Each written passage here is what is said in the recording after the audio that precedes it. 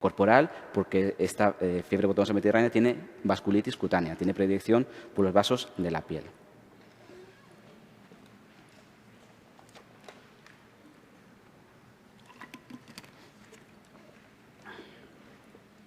Capítulo de los tumores cutáneos. Empezamos por los benignos. Las queratosis seborreicas forman parte del fotoenvejecimiento, aparecen en todas las personas mayores. Es el tumor cutáneo benigno más frecuente. Palabras claves: aspecto untuoso y tapones córneos en superficie. Afecta sobre todo a la cara, al dorso de las manos y al tronco.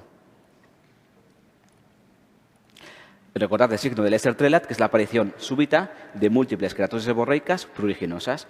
Deben de poner en la pista sobre todo de un cáncer de estómago, ¿vale? Son lesiones unas veces más elevadas, otras veces menos, de color marrón o negruzco, con una superficie queratósica con tapones córneos en superficie. A veces son tan grandes que tienen un aspecto cerebriforme, con muchos surcos en superficie. Cuando los melanocitos no están en la capa basal de la epidermis, sino que están más abajo en la dermis, en vez de dar manchas marrones, son azuladas. Mancha mongólica, lumbosacra, desaparece después de que el niño se hace más grande. Ota-ojo, hito, hombrito.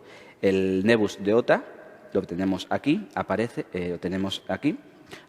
alrededor del ojo, en primera y segunda rama del trigémino. Hito, hombrito, en la zona supraclavicular. El nebus azul es una tumoración azulada que aparece en adolescentes, que no es maligno, casi nunca degenera. Aunque aquí lo veamos en un hombro y aquí en una oreja, lo más frecuente es que aparezca en las manos y en los pies. Los lunares o nebus nebocíticos o melanocíticos aparecen por una proliferación benigna de los melanocitos. Todos tenemos. Pueden ser congénitos o adquiridos. Los adquiridos son muy frecuentes. Individualmente, la degeneración maligna de un lunar de estos es excepcional, pero como son tan frecuentes, hasta el 10% de melanomas diagnosticados asientan sobre estas lesiones previas. Por ello, la actitud a seguir no es quitarlos todos, sino tener en cuenta unos signos de alarma, síntomas en forma de prurito, dolor, que se ulceren, que sangren, que haya inflamación alrededor del lunar o alteraciones de la morfología resumidas en ABCDE, asimetría, que los bordes sean mal definidos, que tenga varios tipos de color, que sean muy grandes, mayores de 6 milímetros, o que se hagan papulosos. Los nervios congénitos están ya en el nacimiento. Individualmente tienen mayor probabilidad de degenerar, sobre todo cuanto más grandes sean. Lo que pasa es que, como son más infrecuentes que los adquiridos, una minoría de melanomas diagnosticados derivan sobre nebus congénitos. La actitud a seguir pues es seguimiento durante la infancia y hacer una cirugía profiláctica pues cuando haya signos de alarma o bien cuando sean más grandes. A veces la exéresis quirúrgica no es tan fácil. Fijaros aquí, esto se puede quitar, pero esto, bueno. Histopatología. ¿Qué patogenia tenemos en estos nebus? Los melanocitos se agrupan en nidos o tecas. Distinguimos los nebus de unión, están aquí en unión remopidérmica, que suelen ser más maculares, más planos. Los nebus intradérmicos, que están más abajo, elevan más la piel, son más mapulosos y pueden tener un pelo en su interior. Nebus especiales, el nebus de Spitz recuerda histológicamente a un melanoma, pero no lo es. ¿Por qué? Porque tiene células fusiformes y epitelioides. También se llama melanoma benigno juvenil. Aunque la histopatología sea similar al melanoma, no lo es. No degeneran, son totalmente benignos. La clínica es un poco inespecífica. Son manchas o pápulas cupuliformes, a veces pigmentadas, a veces más eritematosas, es decir, no tienen por qué estar necesariamente pigmentados. Esto no aparece en personas mayores, sino más bien en niños, sobre todo en la cara y en las extremidades. El nebus de Spitz no degenera, es benigno. El nebus de Sutton o alonebus consiste en un anillo acrómico, es decir, una mancha blanca que aparece alrededor de un nebus que el señor o la señora ya tenía antes. Esto se debe a una reacción inmunológica del organismo que, en cierta manera, es como si intentara destruir ese nebus. En sí mismo, que tenga este anillo acrómico no es un signo de alarma, no es un criterio para quitarlo. Lo que pasa es que esta reacción inmunológica aparece más frecuentemente en los nebus atípicos. Si lo hemos de quitar es por las características del nebus, no porque haya un anillo acrómico alrededor. Los nebus atípicos aparecen sobre todo en el tronco y en jóvenes. Son aquellos que tienen alteraciones en la morfología y al hacer la biopsia encontramos displasia, pero que no ha invadido la dermis. Son nebus precursores de melanoma y además, aunque los quitáramos todos, no eliminaríamos del todo el potencial de degenerar a melanoma en otros sitios. ¿Por qué?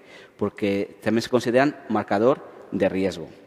Entonces, ¿qué hemos de hacer en pacientes que tengan muchos nevus displásicos con alteraciones en la morfología? Pues quitar los peores y para decidir si quitarlos o no, nos es muy útil hacer una especie de examen histológico, pero sin quitarlos, con esta lupa que se llama el dermatoscopio. ¿Vale? Se hacen transparentes con aceite, se transparenta la capa córnea y se ven aumentados con magnificación. Séresis de los sospechosos. Tumores benignos de origen vascular. Teníamos dos grupos, las malformaciones vasculares, que ya estaban presentes al nacimiento y que no aumentaban de tamaño ni tendían a regresar, y los hemangiomas, que eran tumores benignos endoteliales en sí mismos, que pasan por 3 fases. Una fase de crecimiento rápido, después se estancan y, por último, involucionan a un ritmo variable, el 60% a los 6 años, 90% a los 9 años. Por ello es correcto adoptar una actitud expectante. Las malformaciones vasculares capilares no son tumores, son manchas congénitas ya presentes al nacimiento. Desaparecen a la vitropresión, al apretar. Si los queremos tratar, podemos dar este tipo de láser de colorante pulsado para lesiones vasculares. Ejemplos, el nevus flamius o el angioma medial del recién nacido, o la mancha de vino de Oporto, o lo que es lo mismo, nevus telangiectáxico. Esto puede aparecer en el contexto de un Sturz-Weber o de una hemihipertrofia hemiangiectasia. Y aquí las manchas son más oscuras y suelen estar más elevadas. Son placas más papilomatosas como esas que tenemos aquí, ¿vale? Suelen aparecer en la cara. Los hemangiomas tuberosos o en fresa, pongo aquí bien llamados porque son en sí tumoraciones vasculares. Es el tumor benigno más frecuente de la infancia. Si son muy numerosos en la piel, hemos de descartar hemangiomas viscerales, por ejemplo, hepáticos. Y es como si tuviera media fresa aquí pegada. Son lesiones tumorales elevadas sobre el nivel de la piel normal, de color rojo vinoso, con lobulaciones en superficie, ¿vale? A veces se ulceran. Aquí tenemos más fotos. Un hemangioma tuberoso en un tórax, aquí en un labio. A veces tienen un componente más profundo que, en vez de dar una coloración tan rojiza, aporta más que color, volumen, ¿vale? Aquí veis que está abultado y son más azulados. Tratamiento novedoso de estos hemangiomas con propanolol sistémico a dosis de 2 miligramos por kilo de peso y día. Va muy bien y consigue remisiones totales en más de la mitad de pacientes. Esto es un hemangioma con indicios de regresión. Pierde consistencia, se vuelve más blandito, más pellizcable y pierde su coloración eritematosa. Las telangiectasias aparecen tanto en la pubertad como en el embarazo, como en enfermedades como la cirrosis hepática o alcohólica. También en enfermedades reumatológicas y lo que preguntaron en el MIR 2010 en la enfermedad de Rendu-Osler. Ojo al botriomicoma o lo que es lo mismo granulomia piogénico. Es preguntable porque ni hay granulomas ni hay infección. Consiste en una proliferación de los vasos sanguíneos que está desencadenada por un traumatismo, como por ejemplo un pinchazo. Son tumoraciones de color eritematoso que tienen una base sésil y son muy friables, son muy débiles. Al mínimo roce sangran, por eso has de quitarlo, friables. El histocitoma fibroso benigno también se llama dermatofibroma, típico signo del hoyuelo. Al comprimirlo lateralmente, en el centro se crea como un pozo. Son duros a la exploración y aparece en las piernas de mujeres jóvenes. Es una tumoración de origen fibroblástico.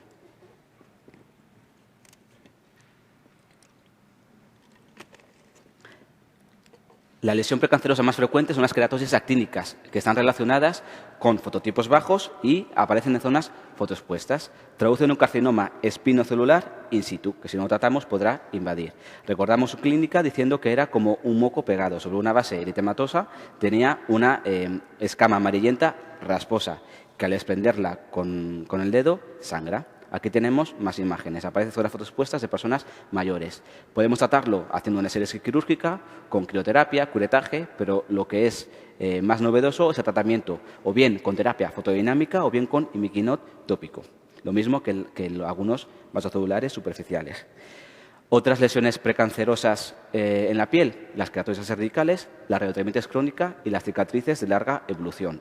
La úlcera de Marjolin es un carcinoma epidermoide que aparece sobre una quemadura de años de evolución. Xeroderma pigmentosum, una condición de herencia autosómica recesiva en la cual fallan los mecanismos de reparación del DNA. Desde edades precoces aparecen tumores de todo tipo, tanto vasocelulares como espinocelulares como melanomas. Asocia alteraciones neurológicas y oculares.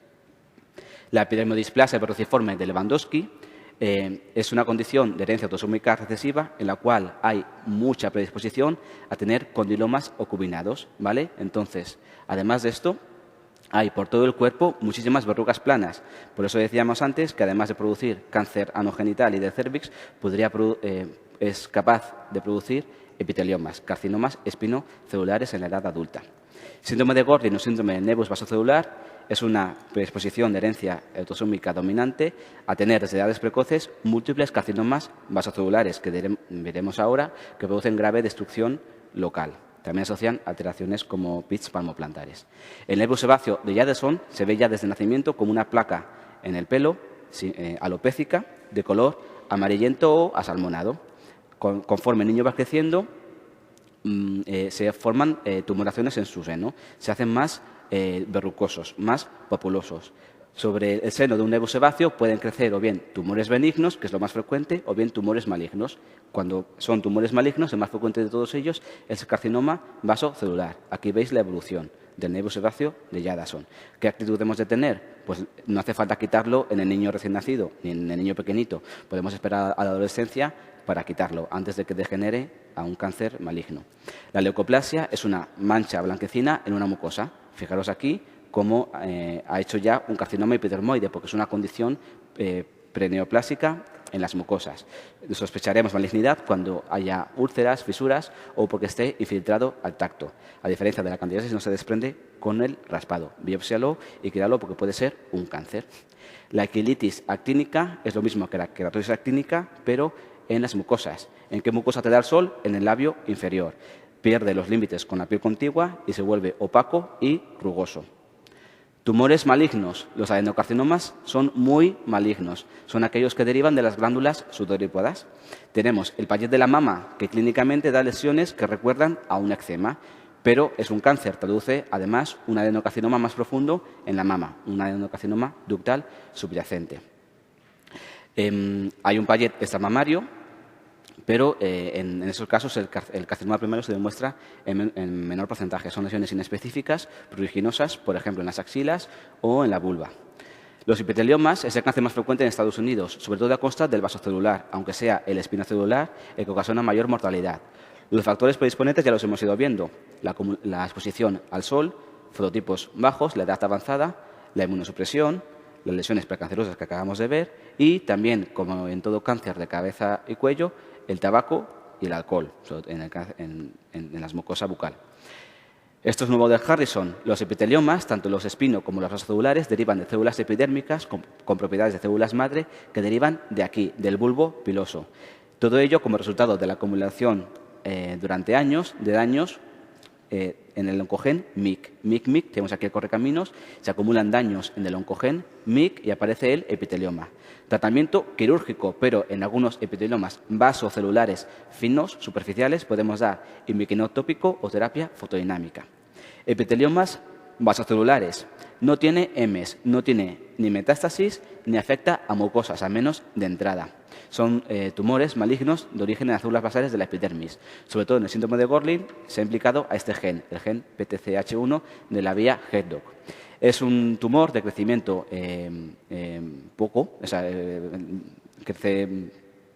tarda mucho en crecer, lentamente progresivo, y no tiene EMES, no hace metástasis, aunque puede invadir secundariamente los tejidos que tenga alrededor. ¿Veis? Aquí un carcinoma vasocelular en el dorso de la nariz que, como no se trató, acabó comprometiendo la mucosa conjuntival y el resto de la cara, aunque inicialmente no afecta mucosas. Tratamiento quirúrgico, si son finos, imiquinol y terapia fotodinámica. El más frecuente de todos, y ahora os voy a poner muchas imágenes, es el nódulo ulcerativo. Son tumoraciones elevadas, brillantes, con aspecto perlado, que tienen telangiectasias en superficie. Brillan y tienen telangiectasias en superficie. Lo vemos aquí y aquí. Aquí otra en el ala nasal. Aspecto perlado con telangiectasias en superficie. Aspecto perlado, brillante, con telangiectasias en superficie. ¿Veis? Tratamiento quirúrgico. Si son finos, podremos dar imiquinol o terapia fotodinámica. En esos que son tan elevados, no. Si está ulcerado desde el principio, se llama ulcus rodens. Encontraremos pues, la úlcera con sangrados y costras. Otras formas menos frecuentes son la forma palletoide, que recuerdan también a las placas de psoriasis. Son placas eritemato descamativas. Aparecen no en la cara, sino en el tronco y extremidades. El tipo morfea tiene los límites a la inspección poco definidos, pero al tacto están indurados. Aquí es donde intervendrá la cirugía de Mohs. Hay formas de vasocelulares pigmentados que plantean diagnóstico diferencial con el melanoma, pero vemos aquí que también tienen telangiectasias en superficie. Otra forma más rara se llama tumor fibroepitelial de Pincus. Fijaros aquí la grave destrucción local que puede llegar a producir un carcinoma vasocelular.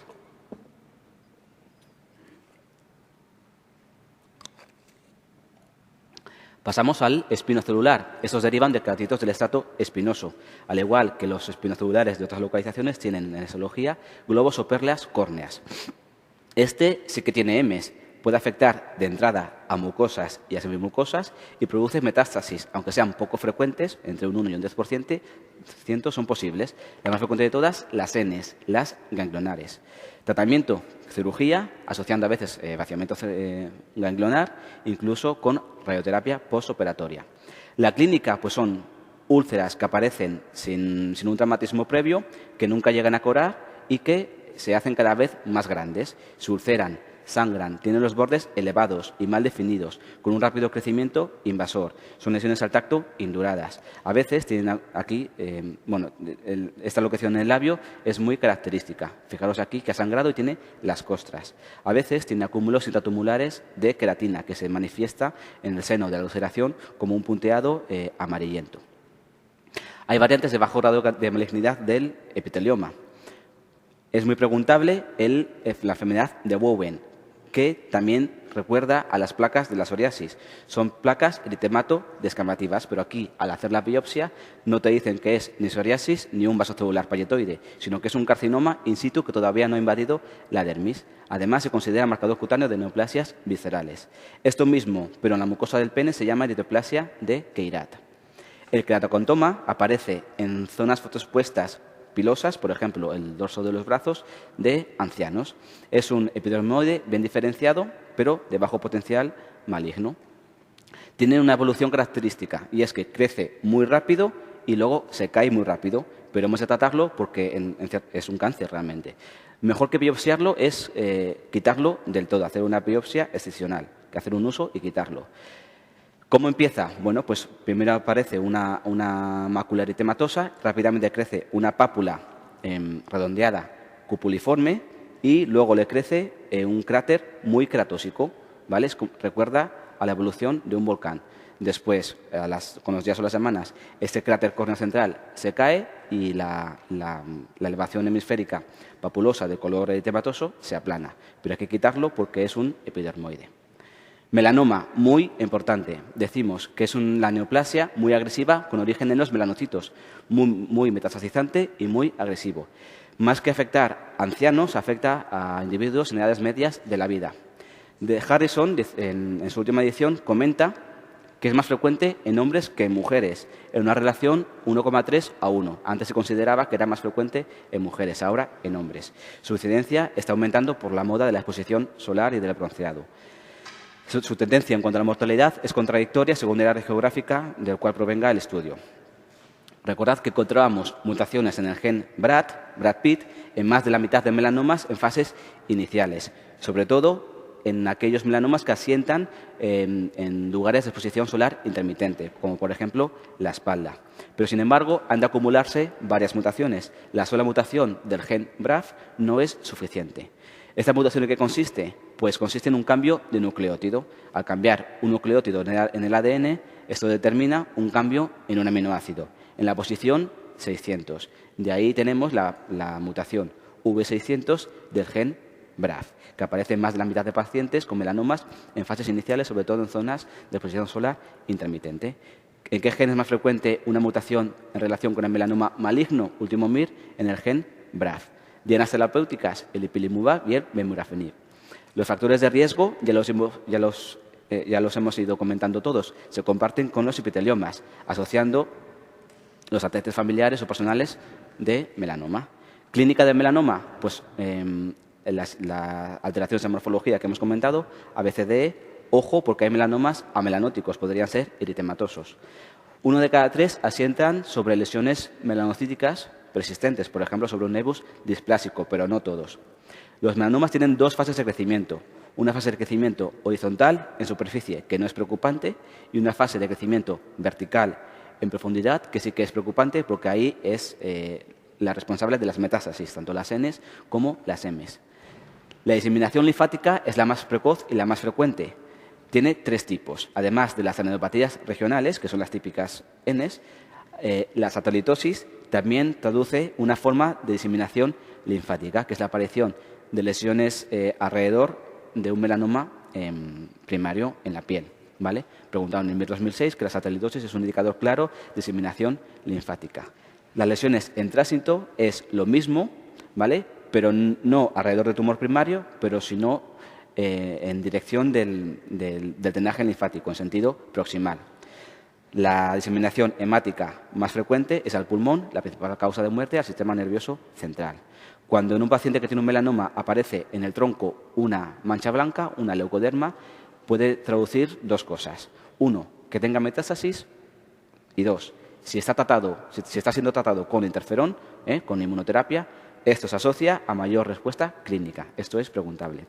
Para el diagnóstico de melanoma nos podemos ayudar de la dermatoscopia que hemos comentado antes. Es una especie de examen microscópico in vivo, pero sin quitarlo. Se transparenta la epidermis con aceite de cetro y se ve con la lupa. Solamente que os suenen los signos de melanoma, por ejemplo, la presencia de retículo pigmentado atípico o un velo azul blanquecino. Tipos de melanoma. En zonas fotoexpuestas aparece el léntigo maligno melanoma, que es la evolución del léntigo solar que hemos visto antes. Son manchas que aparecen en zonas fotoexpuestas en ancianos, pero que tienen signos de alarma. Se elevan y tienen varios tipos de tonalidades de marrón. Su evolución es lenta porque su fase de crecimiento en superficie radial es muy prolongada. Es la variante de mejor pronóstico. Fijaros la diferencia entre esto, que no es preocupante, y esto que sí lo es, porque ya traduce la existencia de un melanoma. ¿Vale? Aquí en la mejilla de una señora. Varios tonos de marrón, lesiones asimétricas y grandes. El melanoma de extensión superficial es el más frecuente en la raza blanca y cuando un melanoma asienta sobre una lesión previa suele aparecer el de extensión superficial. Afecta a hombres en la espalda y a mujeres en las piernas. Lesiones de ABCDE, ¿vale? Varios tonos de marrón y grandes con elevaciones. El melanoma nodular es el peor pronóstico de todos. Afecta a cualquier localización, sobre todo a varones.